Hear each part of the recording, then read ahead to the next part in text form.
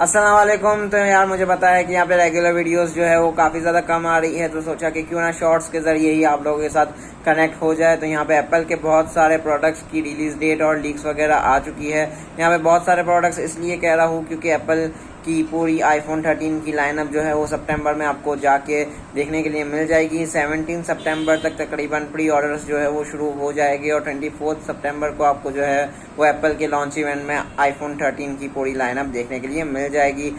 Apple के जो है वो एयरबड 3 जो उनके ट्रू वायरलेस एयरबड्स की सीरीज़ है, एयरबड 2 काफ़ी ज़्यादा सक्सेसफुल है। अब एयरबड 3 आ रहे हैं जो कि आपको सितंबर में लास्ट वीक में देखने के लिए मिल जाएंगे। एक्सपेक्टेड डेट उसकी जो है वो 30 सितंबर आ रही है। बाकी एप्पल की वॉच भी आ रही है सीरीज 7, तो उसके लिए भी जो है वो आप लोग तैयार हो जाए। और बाकी यहाँ पे चैनल पे एक गिव अवे भी आने वाला है, तो बने रहिएगा चैनल के साथ। मिलते हैं नेक्स्ट वीडियो में। थैंक यू, अल्लाह हाफिज़।